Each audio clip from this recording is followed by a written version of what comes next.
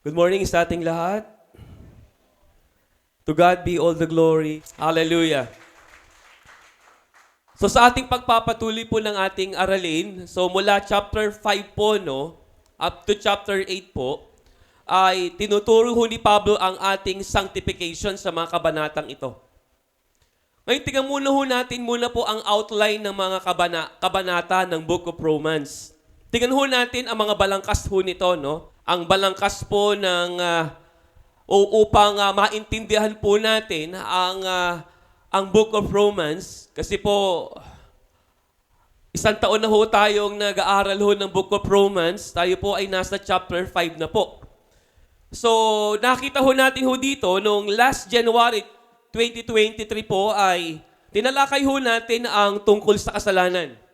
Chapter 1 po, verse 1 up to chapter 3, verse 20. Nakapaloob ho dyan, lahat po dyan ay kasalanan. Kaya tinakil ho natin ang Hamar Theology.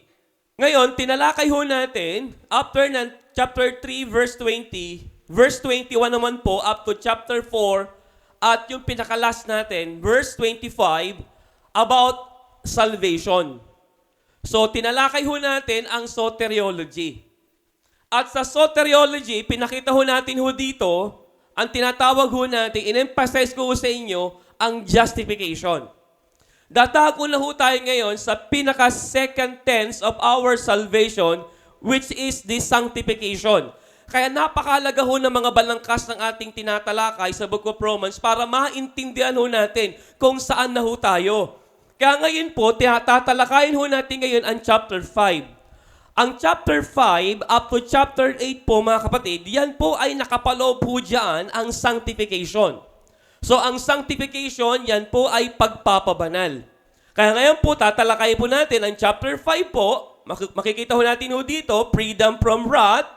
Under the freedom from wrath, chapter 5 ho yan, verses 1 to 11, yun ating pong tatalakayin ho ngayon, our deliverance from wrath. And then verses 12 up to verse 21, our deliverance to righteousness. Okay na po ba? Naintindihan ho ba ninyo yung ating pong tinatalakay, mga kapatid? Para ho, hindi ho tayo mailigaw. Kaya kung bakit ang ating pong church ay nakapaloob ho ang ating sermon series, Bible series, para po ang church ho ay lumago. Amen? Yan po ang purpose po ho ng pastor, to equip his body. At kayo ho yung body of Christ. Para maintindihan ho natin ang tunay na kahulugan ng gospel, ang tunay na kahulugan ng banal na kasulatan. Ngayon po, basahin po natin ang chapter 5, beginning verses 1 up to verse 5. Ito po yung ating tatalakayin ho ngayon. Sabi ho dito, kaya't yamang tayo'y inaring ganap sa pamagitan ng pananampalataya, mayroon tayong kapayapaan sa Diyos sa pamagitan ng ating Panginoong Hesukristo. Sa pamagitan niya ay nakalapit tayo sa biyayang ito na ating pinanindigan at nagagalak tayo sa pag-asa ng kaluwalhatian ng Diyos. Verse 3, at hindi lamang gayon, kundi nagagalak rin tayo sa ating mga kapighatian sa pagkaalam na ang kapighatian ay nagbubunga ng pagtitiis. At ang pagtitiis ng pagpapatibay at ang pagpapatibay ng pag-asa. At hindi tayo binibigo ng pag-asa sapagkat ang pag-ibig ng Diyos ay ibinuhos sa ating mga puso sa pamamagitan ng Espiritu Santo na ibinigay sa atin. So our title for today is Why True Believers Can Rejoice. Bakit ang mga tunay na mananampalataya ay maaring magalak? Yun po yung ating tatalakayan ngayon sa umagang ito. Let us pray po. Aming Ama na makapangyarihan sa lahat, ngayon po, Panginoon, sa umagang ito. Ang talatang aming binasa ho ngayon ng chapter 5 ng Book of Romans, tulungan niyo ho kami, Panginoon, na maintindihan po naming mabuti, Panginoon, na meron ho kaming kapanatagan, meron kaming kapayapaan sa iyong harapan, dahil kami po ay tunay na ligtas na tao. Salamat po ng marami, aming Ama. Sa iyo po lamang ang papuit parangal. Sa tanging pangalan po ni Kristo Jesus, ang lahat ay magsabi ng Amen at Amen. Hallelujah. Si Pablo po ay gumugulo ng mahabang panahon na kanyang dinetalye ng pangangailangan ng tao para sa kaligtasan. Natutunan ho natin na ang tao po ay makasalanan at nananatili po sa ilalim ng puot ng Diyos. Naintindihan ho natin ho yan. Pag ang isang tao po na makasalanan, siya po ay nananatili sa ilalim ng puot ng Diyos o ang wrath of God. Natutunan ho natin na walang anumang naiuugnay sa relihiyon. Hindi natin pwedeng panghawakan ang relihiyon. Hindi natin pwedeng panghawakan ang mga ginagawa nating mabuti. Hindi ho natin pwedeng panghawakan ang batas. Hindi natin pwedeng panghawakan ang mga ritual. Ang makapagbibigay ng kaligtasan sa sangkatauhan ay wala. Nakita ho natin dito po na tayo po ay lubos na umaasa sa pamamagitan po ng ating pananampalataya. Ang ating pananampalataya po ang dadalhin sa atin po para sa isang tamang relasyon, sa tamang ugnayan sa ating Panginoon. Kaya ang lahat ay nagmumula sa pag-unawa na hindi ang ginagawa natin ang gumagawa. Anong pagkakaiba po ng tinatawag ho natin yung pagliligtas ho ng kaluluwa sa pamagitan ho ng mabuting gawa sa pamagitan po ng pananampalataya? At ito po ay ating pong natalakay na po. Ito, ang pananampalataya po mga kapatid, ito ho yung tungkol kung sino o kung kilala mo ang Panginoong Yesus sa buhay mo. Kapag ang isang tao po ay nakakilala kay Jesus, kapag ang isang tao po ay nakasumpong sa bugtong na anak na walang iba ang Panginoong Jesucristo, tiyak na meron siyang tinatawag nating assurance of salvation. Amin po ba? Kailanman ay hindi na ho siya mapapahamak. Bakit po? Kasi maliwanag ang talatang ito. Unang Juan, Kabanata 5, talatang 12, anong sabi ho dito? Ang kinaroroonan ng anak ay kinaroroonan ng buhay. Ang hindi kinaroroonan ng anak ng Diyos ay hindi kinaroroonan ng buhay. Kaya pinapakita ho dito na maliwanag pa ho sa sikat ng araw, pag ikaw ay na kay Kristo, meron kang buhay na walang hanggan. Yan ho yung hindi nagagawa ng ibang relihiyon. Ang ginagawa lamang po ng ibang relihiyon ay pinaparami lamang nila ang kailang miyembro, pero hindi ho nila tinuturuan ng assurance of salvation. At mali ho yung gospel na kanila hong nakukuha ang bawat miyembro ho nila. Ngayon, bakit po isinulat po ni Juan ang mga bagay na ito? Bakit po? Dahil sa panahon ho nila ay may mga bulaang guro na.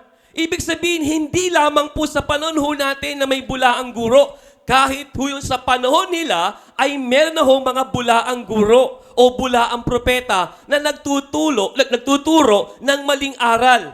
Ngayon, ito po yun. Nagtuturo kasi ang mga bulaang guro, hinihiwalay nila ang Panginoong Hesus. Kung buhay na wala hanggan ang pinag-uusapan. Ayaw ho nilang pag-usapan ang Panginoong Hesus. Bakit po? Kasi po ang Panginoong Hesus sa kanilang pananaw ay isang tao lamang. At hindi kinakailangang pagkuhanan ng tinatawag ho nating buhay na walang hanggan. Kaya po, si Juan po mismo na kung saan ang apostol na pinakamalapit sa puso ho ng Panginoong Hesus, isinulat niya po ito. Kasi ang sumulat ho ng aklat ng Juan at ng unang Juan ay isa lamang. Siya po ay si John the Beloved. Ang John chapter 3 verse 16, diliwanag ho niya, ang sino mang sa kanya'y sumampalataya ay hindi na mapapahamak, bagkus ay magkakaroon ng buhay na walang hanggan. Kaya binukod ho niya, sumulat pa rin ho siya. Kaya yung unang Juan, ipinakita ho niya, pag kinaroroonan ka ng anak, merong kang tiyak na buhay.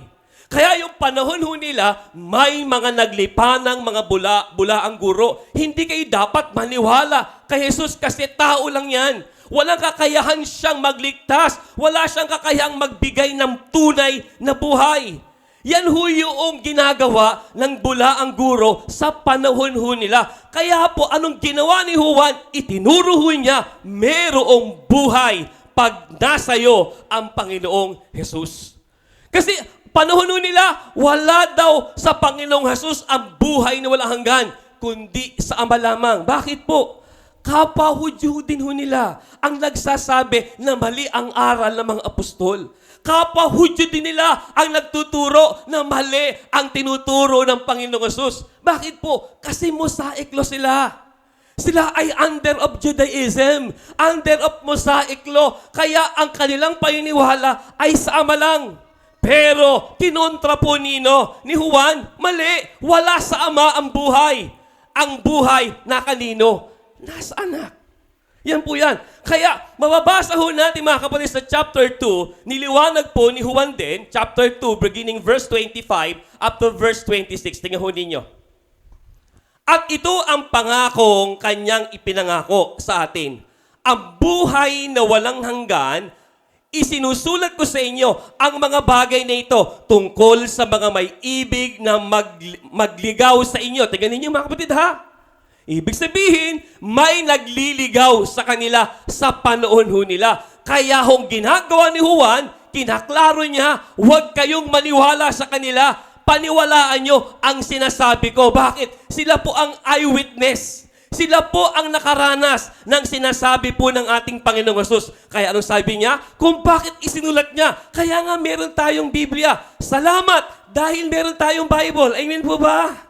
Salamat dahil may pinag-aaralan tayong banal na kasulatan. Kaya this year po mga kapatid, sama-sama ho tayong lumago sa pananampalataya natin. Amen? Kaya ano na ho kayo ng Zoom.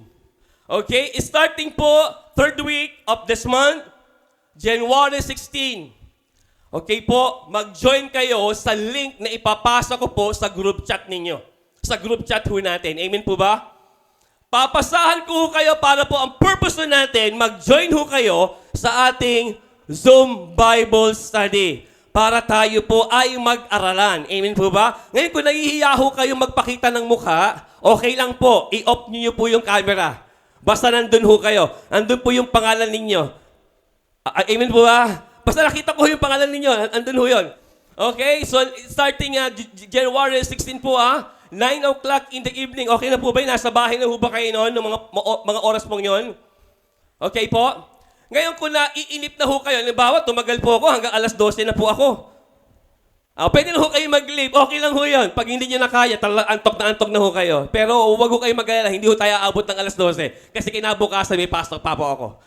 Okay po. Meron pa akong US seminary nung mga oras na ng Wednesday.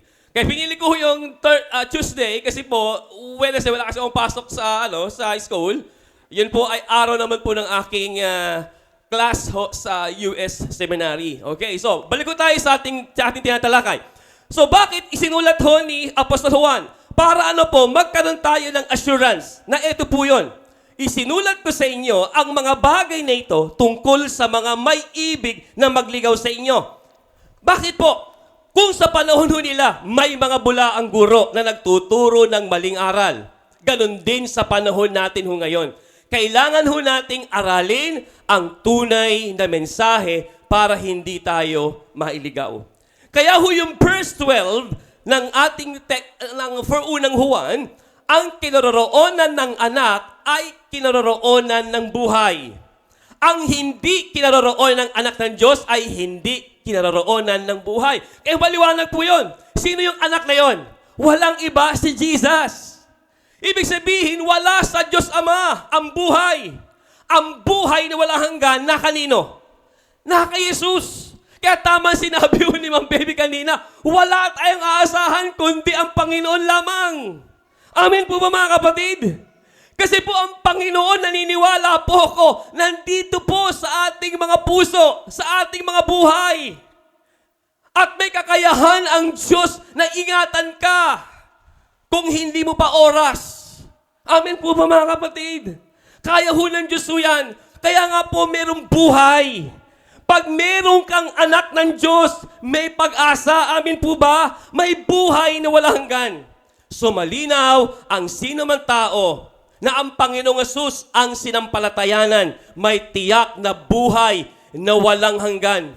Hindi lang buhay na walang hanggan, kundi may kagalakan at kapanatagan.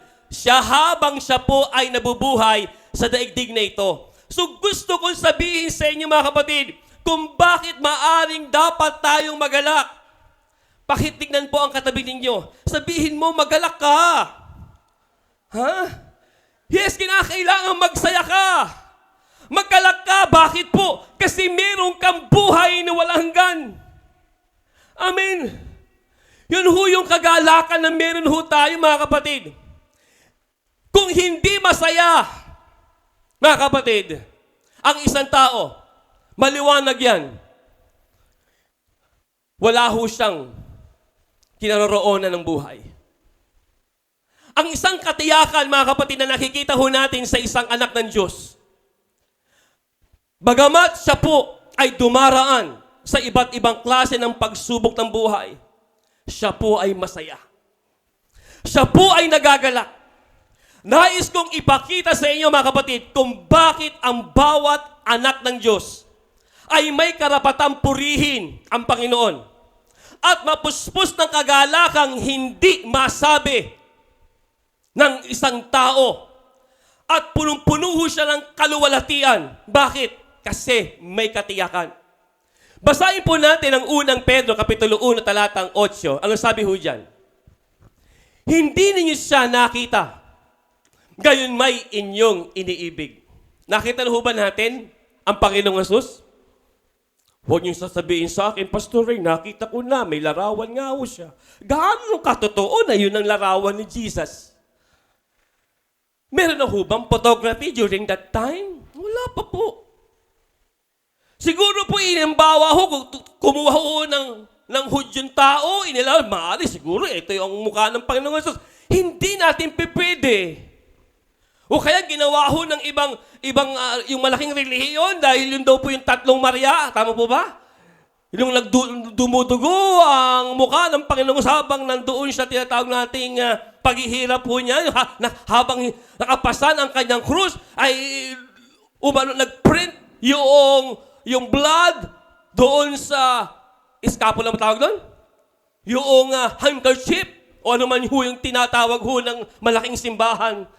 Kaya yun ho yung figura, ito yung mukha ng Panginoong Hesus. Gaano katotoo yung tinatawag ho ng gano'n, na gano'n talaga ang mukha ng Panginoong Hesus. Wala ho nakakita, maliban lang ho sa mga apostol. Si Pablo nga ho, hindi ho niya nakita ang Panginoong Hesus. Tinig lang ho ang kanya hong napakinggan. Yung sinulatan ho ni Pedro ay hindi nila nakita ang Panginoong Hesus. Yung sumulat si Pedro, yung kanyang sinulatan, hindi nila nakita ang Panginoong Hesus. Kaya gano'n na lamang po ang sabi ho ni Pedro na hindi nyo siya nakita, gayon may inyong iniibig. Bagamat ngayon ay hindi nyo siya nakikita, gayon may inyong sinasampalatayanan. At kayo'y nagagalak na may galak na hindi may paliwanag at puspos ng kaluwalhatian. Amen po ba? Yun ho yung kakaiba sa atin. Bagamat hindi natin nakikita ang ating tagapagligtas, ang Panginoong Hesus, pero sigurado ho tayo, buhay si Hesus. Amen po ba? Hindi natin pwedeng ikumpara ang Panginoong Hesus sa larawan ho na inilalabas ng malaking relihiyon. Para sa akin, mas importante na hindi siya nakikita. Bakit po? Kasi doon gumagana ang iyong pananampalataya. Nakakalungkot po sa Pilipinas pag nagkakaroon ng trahedya. Ang unang-unang inililigtas ho nila ay ang larawan o ang ribulto sa loob ng kanilang tahanan. Di ho ba, mga kapatid? Bakit kung may kapangyarihan po yung larawan, yung ribultong yun, bakit hindi sila lumakad? Bakit ho yung tao pa ang magliligtas sa kanila? Kung may kapangyarihan ho yung kanilang pininiwalaan. Mas naniniwala po ako, mas isasalig ko ang paniniwala ko sa Diyos na hindi ko nakikita. Amin po ba? Kasi yung Diyos na hindi ko nakikita, siya po ay nasa lahat ng dako. Say amen to that. Hindi man lang ho natin siya nakikita, pero nananampalataya tayo, nandito siya sa ating tabi. Nananampalataya ako, ngayon nagsasalita ang Diyos sa iyo. Amen po ba? Yan ang Diyos na kinikilala ho natin. Kaya si Pedro po, gano'n na lamang ho ang kanyang kagalakan nung sinulatan niya ang bumasa ng kanyang sulat na ito, bagamat hindi niyo nakita, pero inibig ninyo. Amen.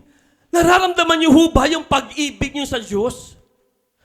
Siyempre po mga kapatid, hindi nyo mararamdaman ang pag-ibig nyo sa Diyos hanggat hindi nyo nararamdaman muna ang ibigin kayo ng Diyos. Amen? Ako, kung bakit ngayon po, sobra-sobra po ang aking kagalakan sa aking Panginoon kasi naramdaman ko ang pagmamahal ng Diyos sa akin. Kaya tama ho yung sulat ni Pedro. Nag-uumapaw sa kagalakan kahit hindi nila nakita. Bakit po? Kasi meron siyang kapanatagan. Tanong ko ho mga kapatid, ano ba ang pagkakaiba ng kagalakan sa kasiyahan? Ano ho ba ang pagkakaiba ho? Ano ho ba yung differences ho ng kagalakan sa kasiyahan? Ang kasiyahan po ay ang mga bagay na nakikita mo, na nagpapasaya sa iyo. Tama po ba ako? Maaaring pamilya mo. Masaya ka na kasama mo ang pamilya mo. Maaaring masaya ka dahil may mga gatherings katulad nito. Masaya ka dahil meron kang material na bagay.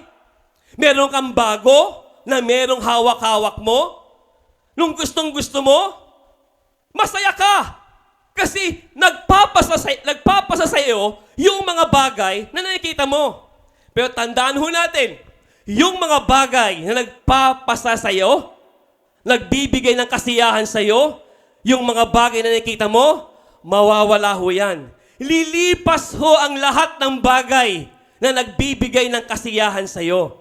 Pero yung kagalakan, yan ay galing sa Diyos.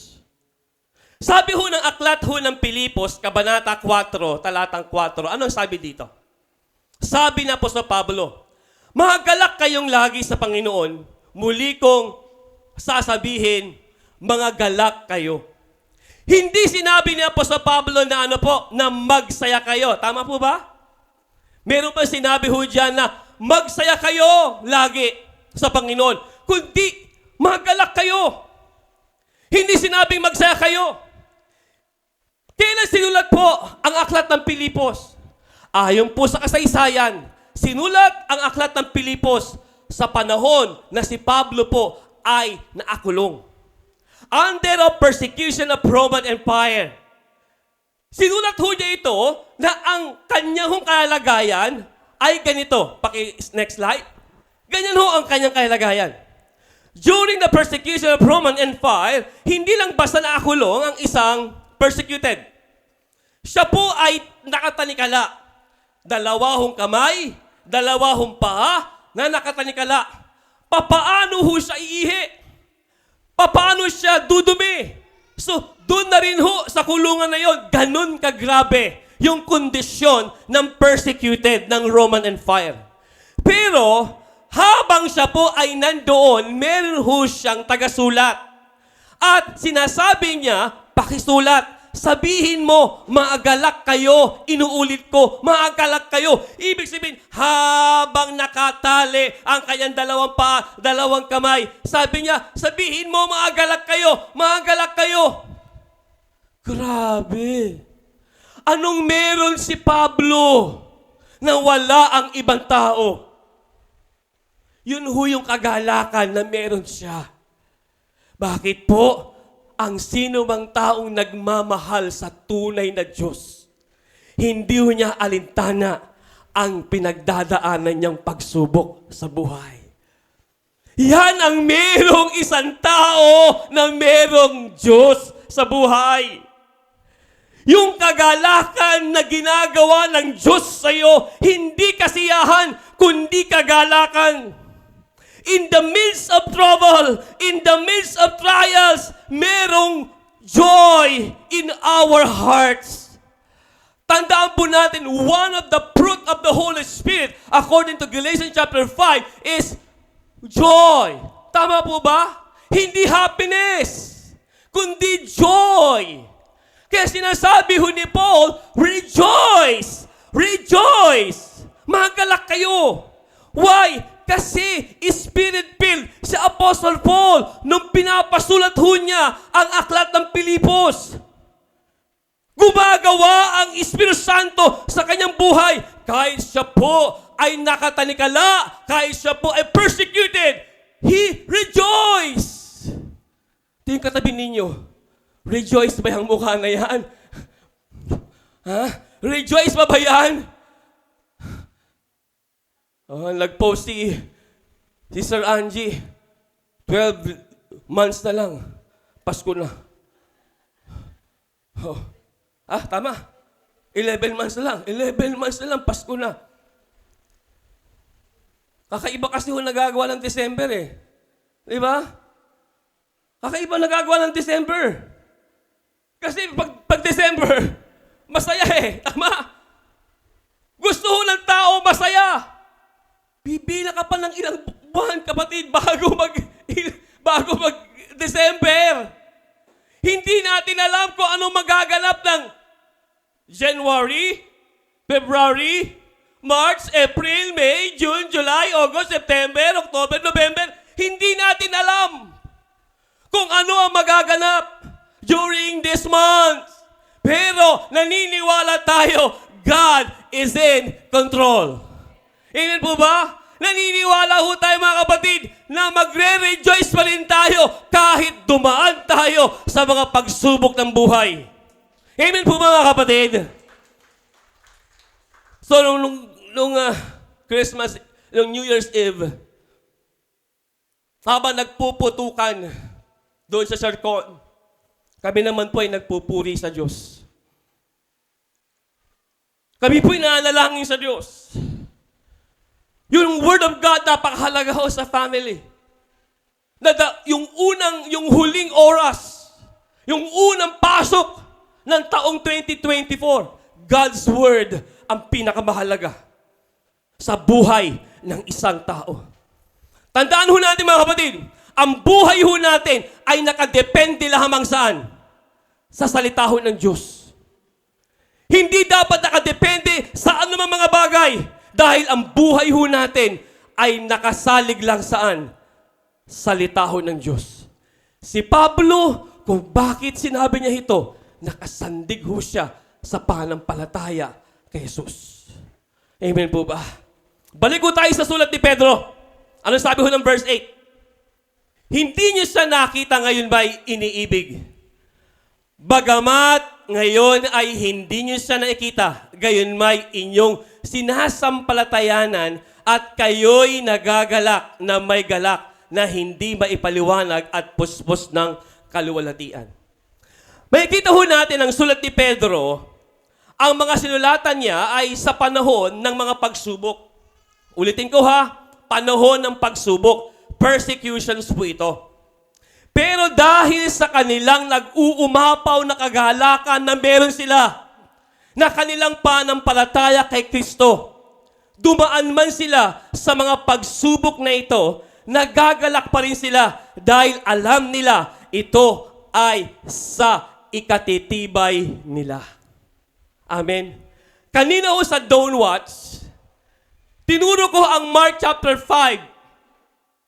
Tinuro ko po, sabi ko sa kanila, importante ho ba si Satanas sa buhay ng mananampalataya?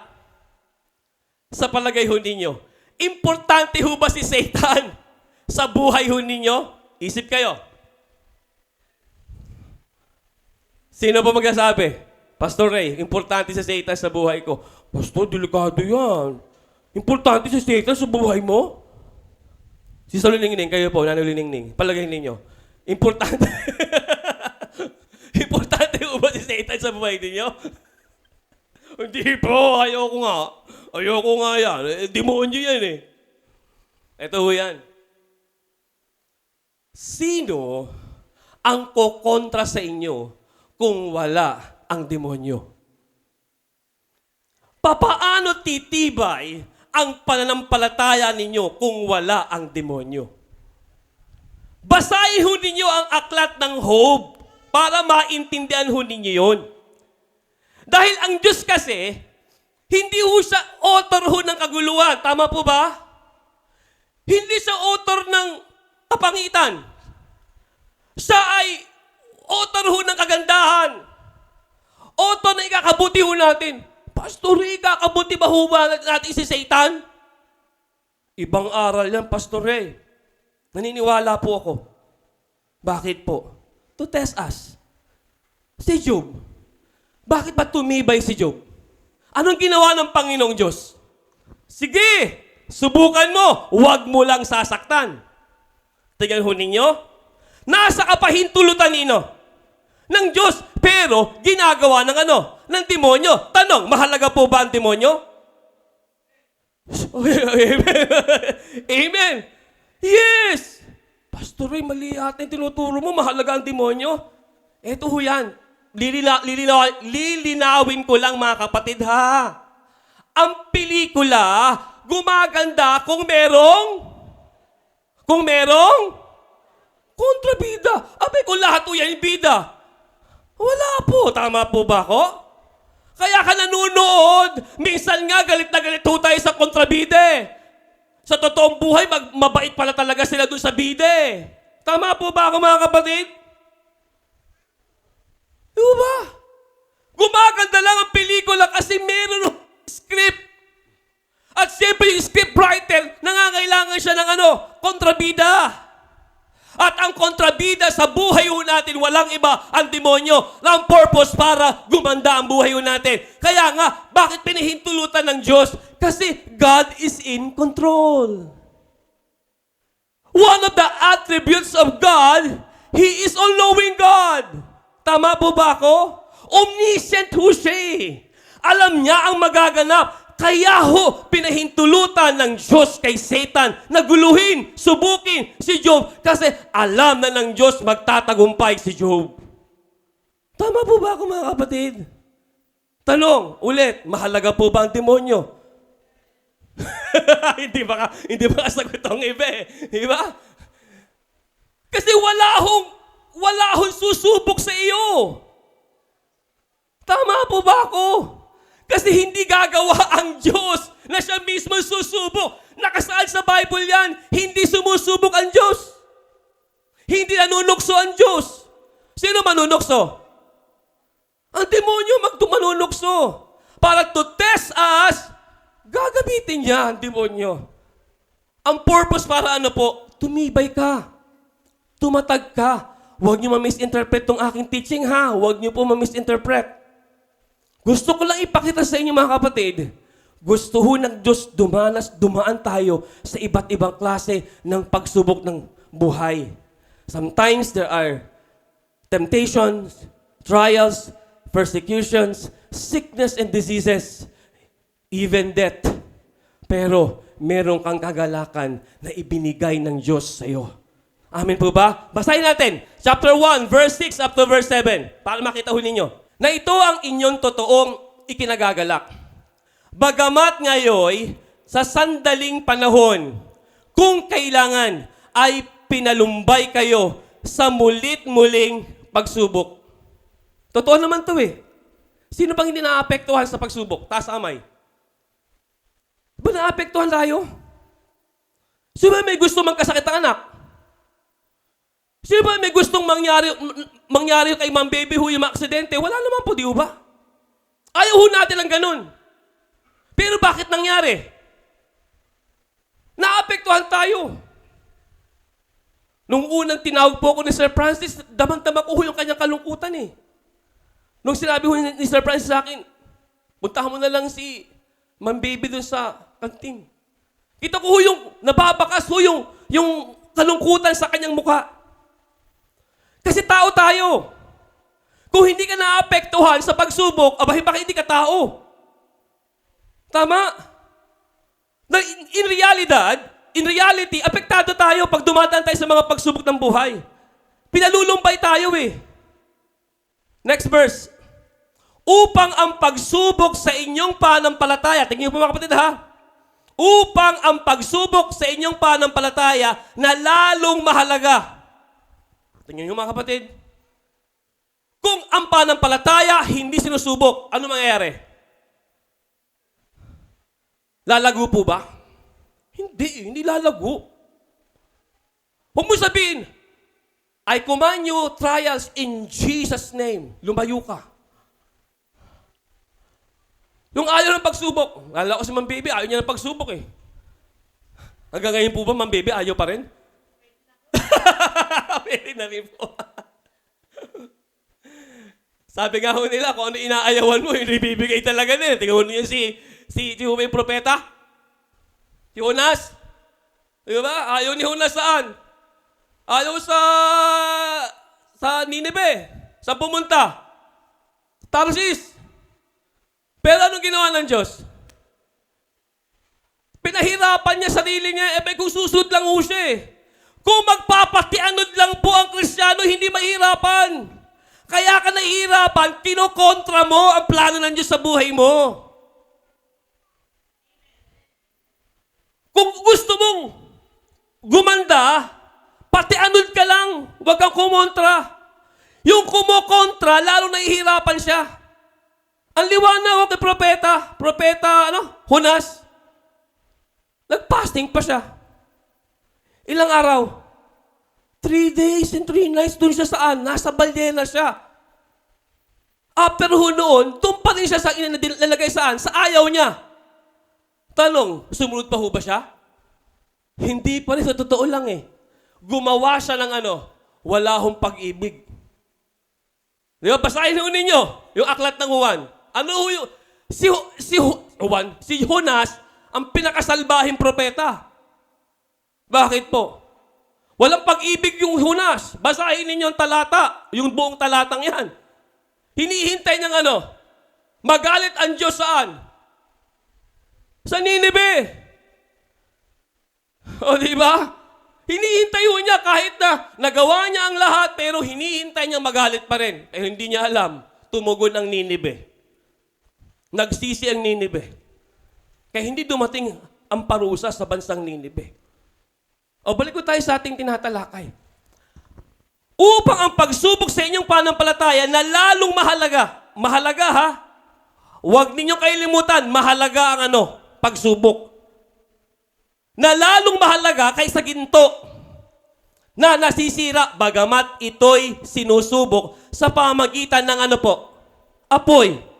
Ay masusumpungan sa ikapupuri at ikaluluwalhati at ikakarangal sa pagpapahayag ni Hesukristo. Mga kapatid, mahirap po mag-pretend na nagagalak. Tama? Mahirap mag-pretend, nagagalak ako, pero deep inside, malungkot ka. Tandaan ho natin, yung mukha, pwede mong dayain ang kapwa mo sa paraan ng iyong muka. Pero deep inside, malungkot ka. Kaya po ang binibigyan ng kagalakan ng Diyos, hindi ang mukha, ang puso. Yung nasa loob. Kaya po ang pananampalataya para maging ginto ang pananampalataya mo, kinakailangan mong dumaan sa apoy. Tingnan ho yung tatlong mababarkada. Sino yung magbabarkada na nilagay sa apoy? Si Shadrach, Meshach at Abednego. Tines ang kanilang pananampalataya. Saan? Sa apoy. Bakit po? Nung hindi sila sumamba sa pinagawa ng Nabucodonosor na ribulto. Nanindigan sila. Firm ang decision nila. Kaya kalahon ninyo mga kapatid. Ang lalaki po, pag nagdesisyon, firm. Ang babae, hindi. Tama po ba ako? Ang babae po, pag siya po ay nag-decide, hindi po firm. Pero pag ang lalaki, nag-decision siya, firm ang kanyang desisyon. Amen po ba? Kaya nung sinabi niya, hindi kami sasamba kahit kami pa ay inyong ibulid sa hurno na yan. Hindi kami sasamba. Tingnan ninyo mga kapatid ha, yung kanilang pananampalataya, tines yung faith nila ng apoy. Sabi ho ng tatlo, kahit hindi kami iligtas. Tingnan po mga kapatid ha, basahin nyo yung sinabi ng tatlo magbabarkada. kahit hindi kami iligtas ng aming Diyos, hindi pa rin kami sasamba. Galing na sinabing ho nila. Ibig sabihin, mamatay man sila, buhay man sila, firm yung faith nila, nasa Diyos pa rin, hindi sa pinagawang rebulto. Kaya hunong sa galit hunong hari, ilang ulit pinainit? Ilang ulit?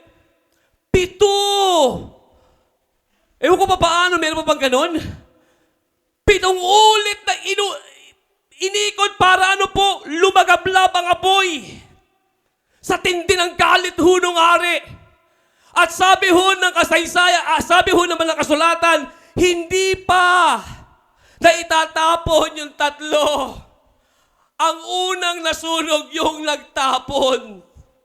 Pero yung 3, tuloy-tuloy sa horno. Pero naglalakad. Pero 3 lang ang naglalakad. Pero may sumingit na isa. Anong sabi ng hari? 3 lang ang ating inilagay sa horno. Sino yung isa doon? Naniniwala po ako. Yun si Jesus. Amen. Yun si Jesus. Na nagsabi, I will never leave you nor forsake you. Hindi kita iiwan ni pababayaan man. Kaya sa gitna ng pagsubok ng buhay, nasayo si Jesus. Sabi mo sa katabi mo, nasayo si Jesus. Huwag kang mag-alala. Bilangin mo man ang araw sa taon 2024, nasa atin si Jesus. Ano man ang pagsubok, problema na dadanasin natin sa taong 2024, nasa atin si Jesus. Na dakilang nagsabi, hindi kita iiwan ni pababayaan man. Kaya papadaanin ka. Saan? Sa apoy. Para ang faith mo ay tumibay. Gaano kainit? Para matunaw ang ginto. Para ang ginto ay maging dalisay. Gaano kainit? Ayon po sa pag-aaral, ang gold bar, ang ginto para yung lahat ng ginto, kinakailangan ang tinatawag nating init ay bumibilang po ng 1,943 degrees Fahrenheit. Paki-play nga sa video. Ganito po, ganun katindi ho. Sige po, tingnan niyo po kung gaano ho kainit.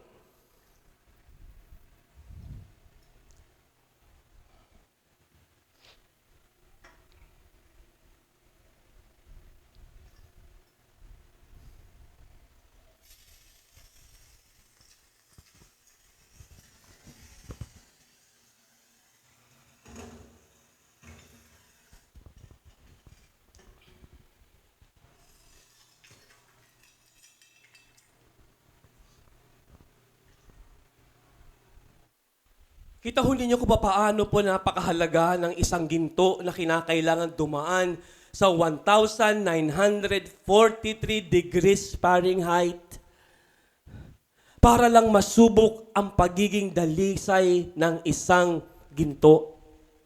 Kaya ang Kristiyano habang nasa mundo, pinararaan sa mga pagsubok ng buhay. Para saan? Ang purpose is to glorify God. Kaya na po yung teacher namin sa US Seminary nagbigay ng question. Unang question sabi niya, this is our first day of our class in this year 2024. What is your goal? Yun nga lang, hindi verbal yung kasi minute ho ng professor namin lahat. Kaagad, type ko kaagad. Sabi ko, ako yung unang bilis ko. What is your goal? Sabi ko sa goal ko doon, to glorify God. Binasa niya, to glorify God. Wow. Sabi ng professor, wow. Kasi yun po mahalaga. This year, to glorify God. Amen? That's our goal, to glorify God. Maluwalhati ang Diyos sa buhay natin. Kaya habang tinites ang panampalataya natin, habang pinapadaan sa apoy, ibig sabihin ay para sa ikaluluwalhati. ng Diyos sa buhay ho natin. Amen po ba mga kapatid? Balik ko tayo sa sulat ho ni Pedro. Hindi nyo siya nakita, gayon may inyong iniibig. Bagamat ngayon ay hindi nyo siya nakikita, gayon may inyong sinasapalatayanan. At kay nagagalak na may galak na hindi maipaliwanag at puspos ng kaluwalhatian. Nung si Thomas po ay hindi naniwala sa muling pagkabuhay ng Panginoon, kailangan muna niyang makita ng kanyang mga mata ang dalawang butas ng kanyang kamay at butas ng kanyang tagiliran. Yun po ang sabi niya. Kaya nga po, ang pananampalatayang to see is to believe ay malabo sa Diyos. Hindi mo kinakailang makita. Walang pananampalataya kung makikita mo na. Kinakailangan ni hindi mo makita, pero sigurado ka. Kaya, samantalang ang ibang mga alagad, meron silang kagalakan. Tingnan niyo po mga kapatid, ang isang tao na hindi nakasumpong ng kagalakan ng Diyos, duda. Tama? Tama po ba? Pero ang isang tao nakasumpong ng tunay na kaligtasan, nagagalak siya. Alam niyang ligtas siya. Si Tomas, 3 years in the training, in the ministry of our Lord Jesus Christ, hindi niya inintindi mabuti ang aral ng salita ng Diyos. Hindi niya inunawa ang muling pagkabuhay ni Jesus. Ang alam lang niya, yung habang buhay si Jesus, yun lang. Pero kinalimutan ho niya ang aral ng resurrection.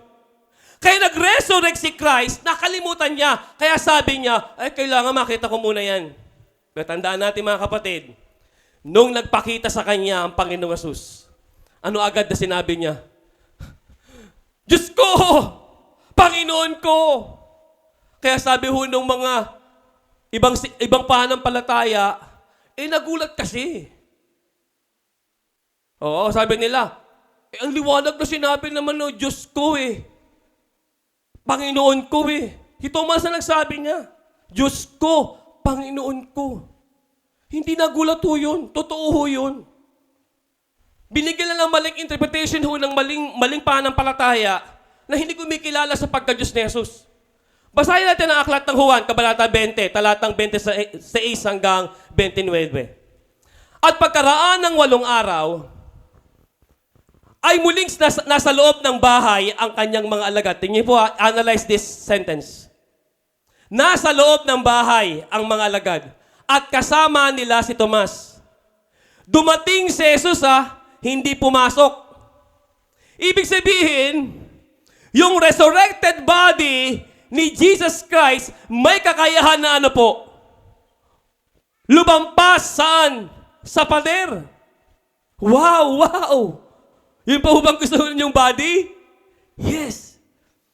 Dumating si Jesus nang nangakapipinid ang mga pinto. Hindi kumatok ang Panginoon. Bigla na lang pumasok at tumayo sa gitna at sinabi, kapayapaan ang sumainyo.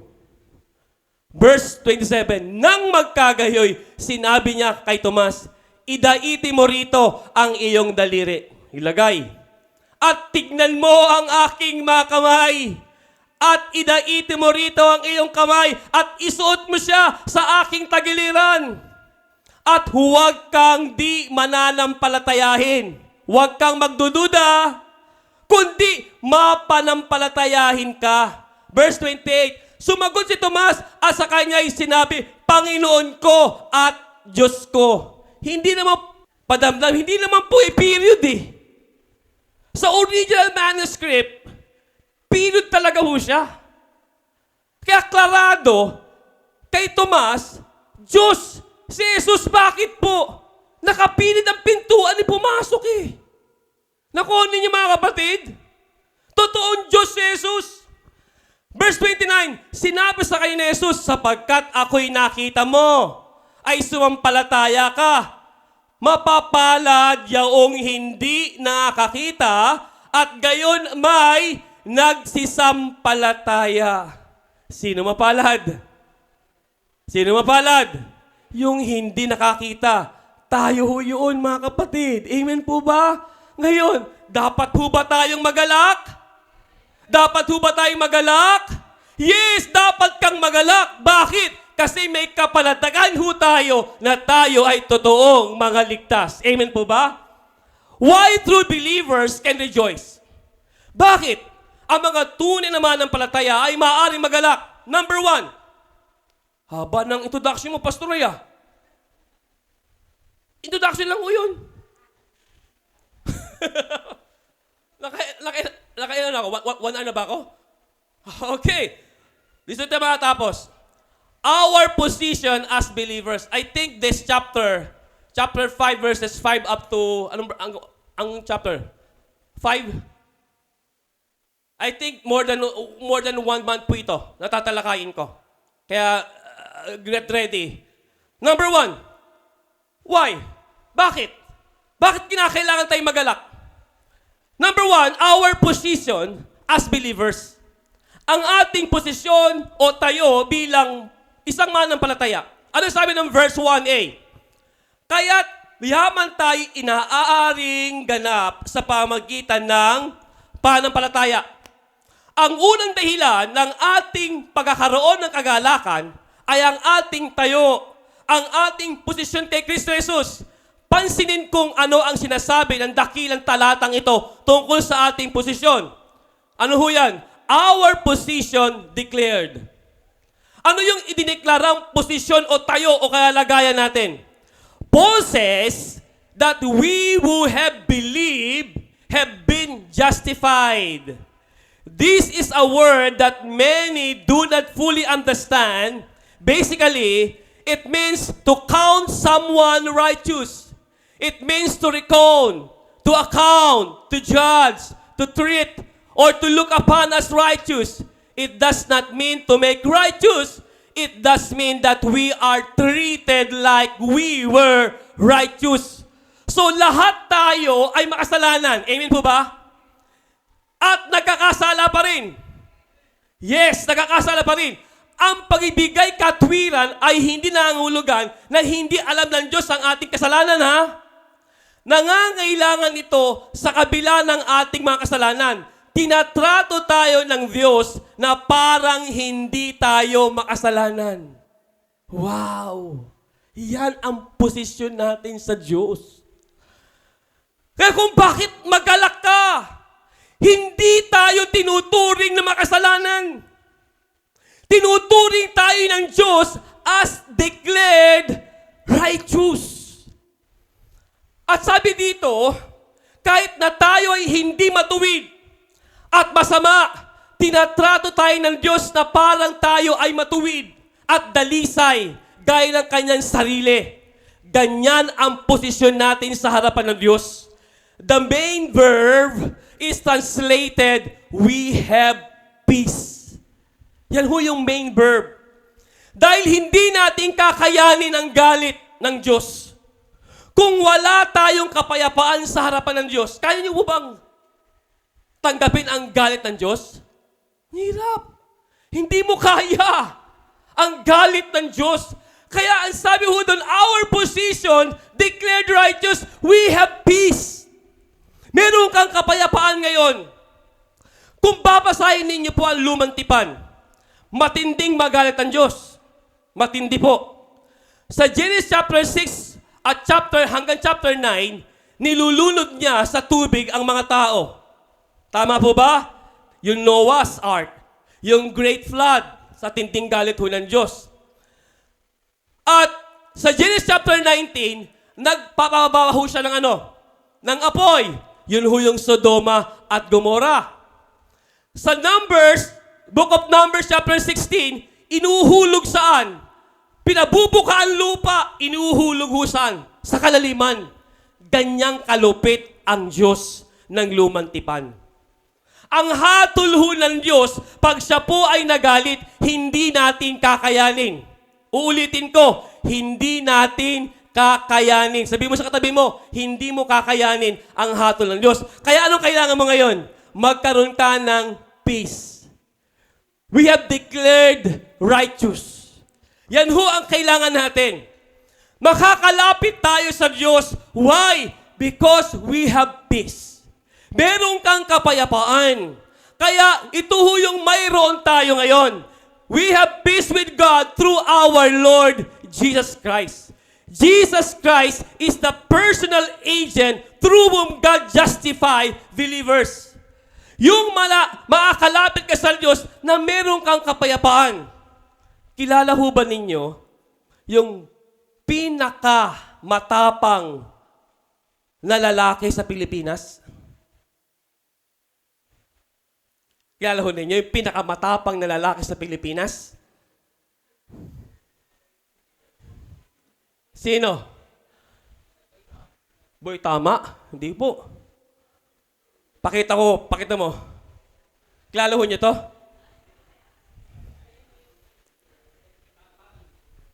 Tama ba? Hindi po. Yan po pinakamatapang na lalaki sa Pilipinas. Bakit po? Aba, ginelpren ho yung anak ni Duterte na pinakamatapang na Pangulo ng Pilipinas. Imagine mo, nakakalapit sa kay Duterte. Kaya matapang po itong taong ito. Ginelpren ho niya ang anak ng pinakamatapang na Pangulo ng Pilipinas. Kaya ho, ang pinakamatapang hindi si Duterte. Ang pinakamatapang, etong boyfriend. Bakit po? May kapayapaan siya. Nakuha ninyo mga kapatid? Nakakalapit ho siya kay Duterte, may kapayapaan siya. Hindi siya nagdududa. Wala siyang takot. Nakukuha ninyo yung ibig ko sabihin mga kapatid? Nakakalapit tayo sa trono ho ng Diyos. Alam natin, malupit ang Diyos. Pag may ginagawa tayong kasalanan, pero because of Jesus Christ, we have peace. Through Jesus Christ. Why? We are declared righteous. Na kahit hindi tayo matuwid in ourselves, ang tingin ng Diyos sa atin, matuwid tayo because of Christ's righteousness. Hallelujah! Kaya, matapang tayo. Amen? Kaya tayo matapang kasi meron tayong Jesus na bumabakap sa kalangitan. Alam natin that we are declared righteous, that we are saved forevermore. At hindi nawawala ang kaligtasan natin. Amen po ba? Palapakan natin ang Panginoon. Purihin ang Diyos.